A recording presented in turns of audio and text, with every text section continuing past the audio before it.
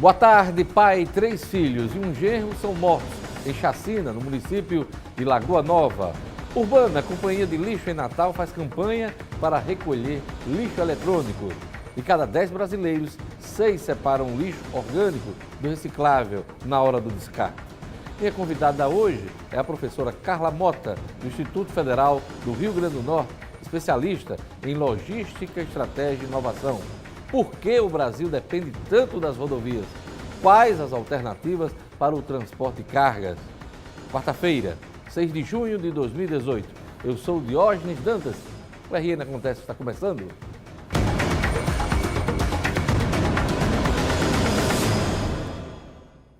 A Urbana, companhia de lixo em Natal, está recolhendo lixo eletrônico em 23 pontos da cidade. A campanha faz parte da Semana do Meio Ambiente e segue até o próximo dia 8. Veja na reportagem de Milena Pontes.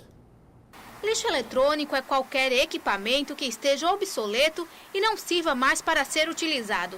Podem ser celulares, carregadores, computadores e muitos outros. Nós temos que recolher esse lixo, que é um lixo que ele é inservível, ele é um lixo que prejudica o meio ambiente, é um lixo que contamina o lençol freático. Por isso, a Companhia de Serviços Urbanos de Natal, a Urbana, está realizando uma campanha de recolhimento de lixo eletrônico até o dia 8 de junho, dentro da programação da Semana do Meio Ambiente. Na campanha de 2017 foram arrecadados cerca de 3 toneladas de lixo eletrônico. Este ano, devido à alta demanda, o objetivo é quase dobrar este número. Nós estamos sensibilizando a população, convocando a população para que venha descartar o seu material, o seu modem, a sua carcaça de computador, o seu computador, o seu laptop, a sua televisão, o que for de resíduo eletroeletrônico que é produzido e que tem que ser recolhido. Ao todo, são 23 ecopontos espalhados pela cidade. Um deles é no Sebrae, no bairro de Lagoa Nova. Aqui, o ponto de recolhimento é fixo e só nos últimos 2 anos foram recebidos quase 2.000 quilos de lixo eletrônico. A gente tem esse ecoponto aqui, tem uma parceria com a empresa que faz a reciclagem, que elas passam o ano todo, né, pegando esse lixo que é gerado, não só por funcionários, como clientes que vêm, né, que a gente realmente recebe o ano todo. Sempre nossa caixinha de ecoponto está cheia. Os locais de funcionamento de todos os ecopontos podem ser consultados no site da Prefeitura de Natal. Olha, a Urbana já faz esse trabalho há alguns anos e ele é extremamente bem-vindo. Em geral, quando um equipamento eletrônico se mostra obsoleto ou tem algum defeito, ele é descartado. Porém, esse tipo de lixo não pode ser simplesmente jogado no meio ambiente. Um dos principais problemas do descarte incorreto está no fato de que esses equipamentos contêm substâncias químicas pesadas, como chumbo, mercúrio, entre outros. Esse tipo de substância pode gerar a contaminação da água ou do solo e pode causar graves doenças em lixões, aliás, nas pessoas, em lixões e terrenos baldios. Isso sem falar que esses equipamentos têm diversos componentes de plástico, vidro e metais de difícil decomposição no solo. Portanto, participe da campanha, veja os locais aí de entrega e descarte o lixo eletrônico corretamente. O meio ambiente agradece. Isso não é coisa de ecologista chato não, hein? É sua vida que corre risco. De cada 10 brasileiros, 6 separam lixo orgânico do reciclável na hora do descarte. Mas na maioria das cidades, a coleta seletiva inexiste como política pública. Veja na reportagem de Wanda Sampaio. A Beatriz separa o lixo reciclável em sacos plásticos. Deixa tudo limpo e organizado. Uma rotina há anos na vida da professora. Pensar que eu estou sendo uma formiguinha no meio desse mundaréu. Uma vez por semana, ela leva os resíduos para o ponto de coleta perto de casa. Coloca sempre cada material em seu lugar. Todos os dias nós produzimos lixo. Então, nada mais justo do que a gente tentar reciclar esse lixo ou dar um bom fim para esse lixo que nós produzimos. Mais de 90% dos brasileiros concordam que a reciclagem é importante para o futuro do planeta e que é a melhor forma de descartar os resíduos. Deixar um planeta melhor, né? Não podemos deixar poluir tanto, jogar coisa boa fora. Tem que aproveitar o material todo. Uma pesquisa feita pelo IBOP mostra que 6 em cada 10 pessoas separam o lixo orgânico do reciclável e que quase 70% dos entrevistados dão preferência para produtos com embalagens recicláveis. A maioria da população também já sabe que o lixo, depois de separado, pode ser transformado em outros produtos, que além de poupar o meio ambiente, reforçam a economia. Nesta cooperativa, caminhões chegam diariamente com toneladas de material que é separado e, ao ser vendido, vira fonte de renda para mais de 30 famílias. Ajudo a pagar as contas, a fazer a despesa. A gente consegue manter a nossa casa com dignidade. É muito importante a conscientização da população e contribuir para que esse material reciclável possa chegar nas cooperativas. Mas ainda é preciso avançar, mudar de comportamento e transformar a separação de resíduos em hábito. O meu ato, o seu ato, o ato dele, o ato de todos é que vai somar e que vai mudar essa situação. Veja a seguir, um pai, 3 filhos e um genro foram mortos em chacina no município de Lagoa Nova. E mais, mês junino é tempo de fogos de artifício. Todo cuidado é pouco com as queimaduras. O RN acontece e volta em instantes.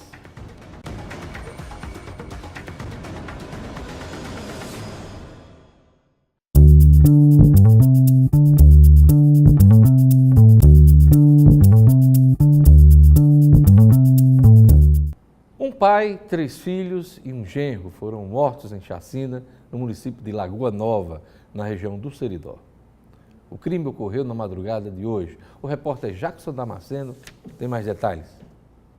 Segundo testemunhas, a chacina foi cometida por volta de 1h da manhã. A família dormia em casa, no bairro de Antônio Ascioli, quando o local foi invadido por 2 homens se dizendo policiais.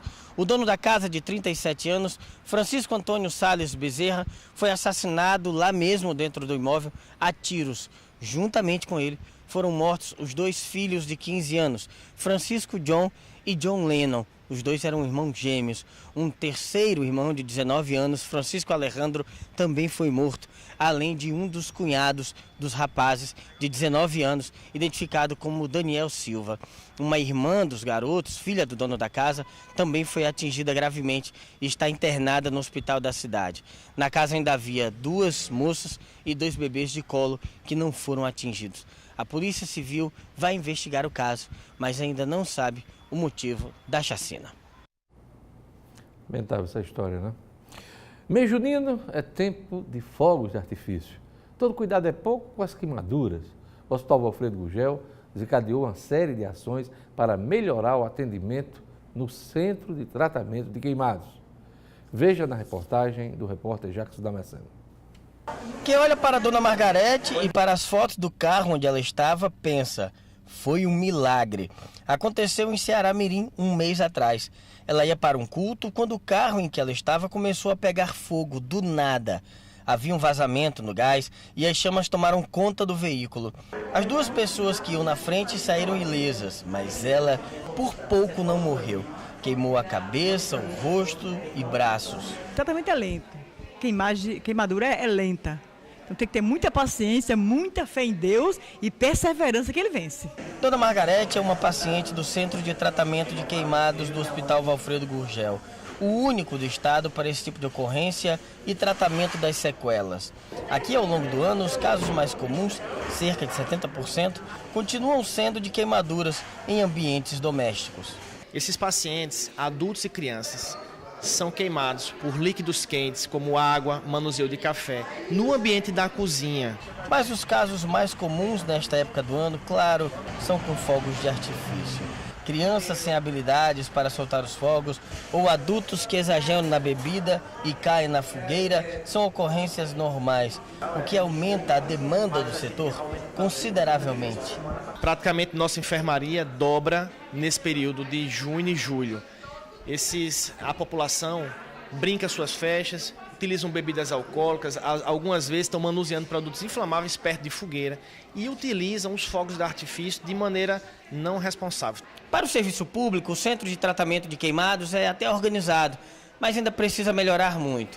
Por isso, no ano passado, um movimento foi criado por profissionais daqui, médicos, enfermeiros, fisioterapeutas, terapeutas ocupacionais. É um movimento beneficente, sem ligações políticas e sem fins lucrativos, com o único objetivo de arrecadar fundos para melhorar a estrutura e o serviço do centro de tratamento. Durante o mês de junho, o Movimento Pró Queimados trabalha com campanha de conscientização, alertando sobre o perigo das queimaduras nas festas juninas.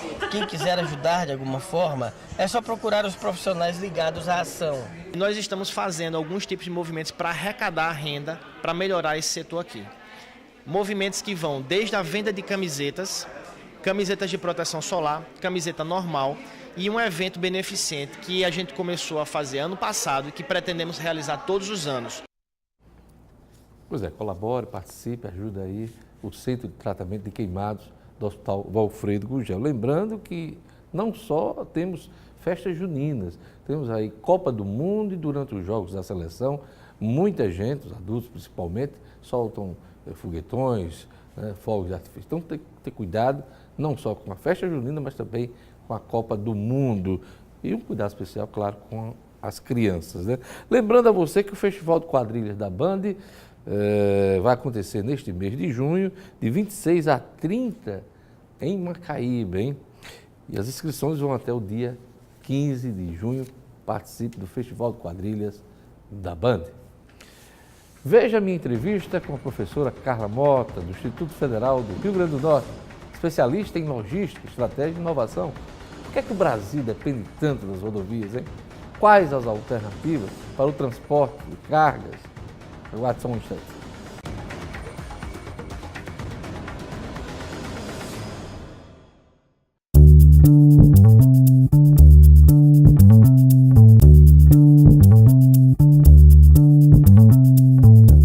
A greve dos caminhoneiros deixou clara a dependência do brasileiro em relação ao transporte rodoviário. Quase 60% do transporte de cargas e passageiros é feito por rodovias. A malha rodoviária é utilizada para o escoamento de 75% da produção no país. Minha convidada hoje é a professora Carla Mota, do Instituto Federal do Rio Grande do Norte, especialista em logística, estratégia e inovação. Boa tarde, professora. Boa tarde, Diogo. Os números já dizem aí e mostram essa dependência do Brasil das rodovias, né? É uma realidade nacional, né?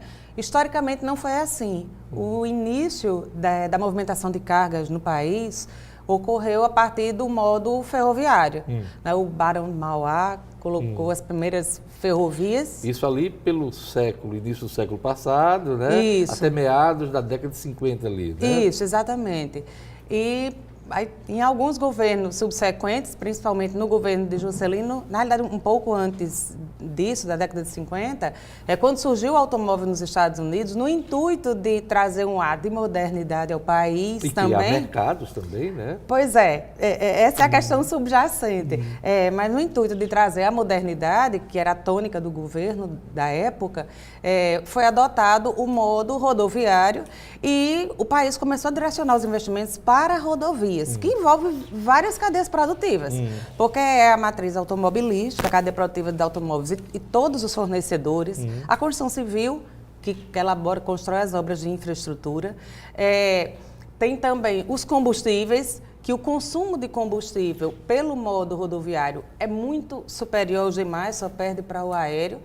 E o modo rodoviário, ele custa 6 vezes mais, por exemplo, do que o aquaviário. Então, a gente transportar, se a gente usasse mais a cabotagem para movimentar as cargas pelo litoral do país, a gente ia fazer uma economia muito significativa em termos de custo de frete. Isso significa produto mais barato, maior lucratividade para as empresas, maior competitividade, tanto no mercado nacional quanto internacional. Eu tenho alguns números aqui, me corrijo ou complemento. Eu já falei aqui da dependência, 75% da produção do país depende do modal rodoviário, seguida marítima, 9,2%, aérea, 5,8%, ferroviária, 5,4%, cabotagem, que você citou, 3%, hidroviária 0,7%. Você vê aí como a supremacia do rodoviário é muito grande, né? É verdade. O PNLT, o Plano Nacional de Logística e Transportes, ele foi elaborado pelo Ministério dos Transportes em 2005. Foi um plano com um horizonte de 20 anos, ele iria até 2025, e o objetivo era equilibrar um pouco mais essa matriz de transporte. Países com a dimensão do Brasil, eles têm uma matriz muito mais equilibrada, e com isso você pode escolher o modo de transporte mais adequado para o tipo de produto que está sendo movimentado. No Brasil, o empresário não tem opção. Aqui no Rio Grande do Norte, basicamente, não existe alternativa para transporte terrestre que não seja o rodoviário. E aí, quando a gente olha uma movimentação como essa, que ocorreu a semana passada, né? nós vemos assim, que é realmente uma disfunção. Né? Existe uma necessidade de se redirecionar os investimentos. Foi feito esse planejamento, já foi executado grande parte dele, já melhorou a participação da malha ferroviária na movimentação de carga nacional, mas os investimentos, por exemplo, que precisavam ser feitos para aumentar o transporte aquaviário no país não foram feitos. E foi elaborado 3 anos atrás o PNL, pelos novos gestores federais, o Plano Nacional de Logística, onde voltou a redirecionar os investimentos em transporte para as rodovias. Como é que está essa situação nos estados, particularmente no Rio Grande do Norte? O Rio Grande do Norte tem um plano para tratar desse assunto? Não. O Rio Grande do Norte não tem um planejamento de logística e isso vem, ao longo das décadas, trazendo muitos problemas para nós.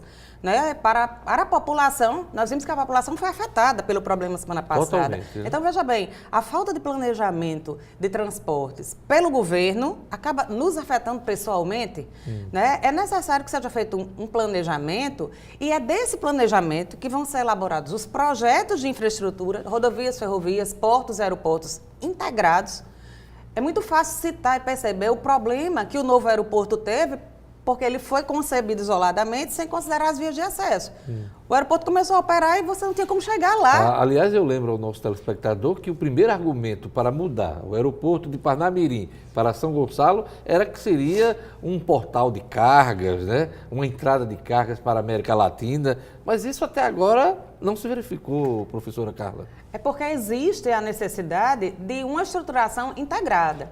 Eu não consigo materializar a carga no aeroporto. Eu preciso levar a carga até o aeroporto. O aeroporto, ele é bem estruturado, ele tem capacidade de expansão, ele tem área livre no seu entorno e a localização do Rio Grande do Norte é realmente estratégica. Nós temos esse potencial, ele é fato. Agora, nós se mantém, né? E se mantém, né? É uma questão de alinhamento. Eu não sei se você se recorda. Na realidade, foi elaborado o projeto do aeroporto e era para ter sido concluído em 2004. Ele foi concluído em 2014. Então, sempre existe um delay, um atraso entre o que se pensa e se realiza. Mas um atraso de uma década. Pois é.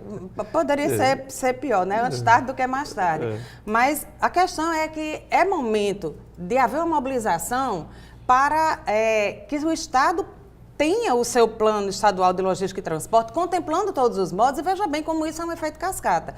Na hora que você tem um plano de transportes e sabe quais são as prioridades, quais são as necessidades do Estado, alinhado com os tipos de cargas que entram e saem, você consegue elaborar os projetos de infraestrutura e na hora que existe um plano plurianual e o governo federal chega aos estados perguntando, nós temos recursos, vocês vão querer investir em quê? Se nós não tivermos projetos, os estudos de viabilidade, as licenças ambientais para implantação, nós não seremos contemplados. E as oportunidades se perdem, né, Carla? Exatamente. O caso da Transnordestina, ele se encaixa perfeitamente nisso aí. Como é que está essa história? O Rio Grande do Norte está fora da Transnordestina, né? O Rio Grande do Norte não foi contemplado porque não mandou projeto. O Rio Grande do Norte não tinha um projeto, não tinha um orçamento e não tinha como solicitar recursos para a ativação e integração. Ainda há tempo, porque essa obra continua inconclusa. A obra continua inconclusa. O Estado elaborando os projetos e fazendo uma mobilização da bancada, porque isso é uma via de mão dupla. O Ministério dos Transportes abre o espaço e o orçamento, mas acontece que a alocação de recursos ela é dirigida pelo Planejamento Nacional de Transportes e pela mobilização estadual da bancada federal. Ninguém vai adivinhar, eu falo lá em Brasília, ninguém vai adivinhar que a gente está precisando de alguma coisa aqui, né? além de não adivinhar, eles não têm nem como adivinhar, porque nem a gente sabe, porque nós não temos projetos elaborados.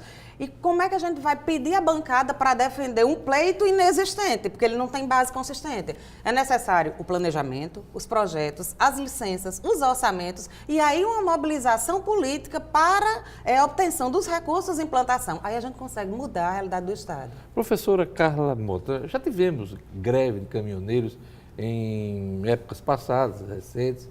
Lhe surpreendeu o alcance e a situação de paralisia do país diante do movimento dos caminhoneiros? Foi uma coisa curiosa, né? Surpreendeu a todos a magnitude, mas mostrou algumas coisas também, Diógenes. Por exemplo, por que teve um impacto tão rapidamente em mim, em você, na população em geral? Porque as empresas conseguiram integrar-se umas com as outras nas cadeias produtivas. Antigamente, na época da hiperinflação, as empresas tinham estoques imensos, porque era melhor eu deixar para vender amanhã do que vender hoje, porque o produto ia estar mais caro e minha lucratividade ia ser maior. Verdade. Isso, com a estabilização da moeda, mudou. Hoje, os estoques são mínimos, né? Os estoques são por mínimos. dia, às vezes, né? Eles são mínimos porque eles hoje significam custo.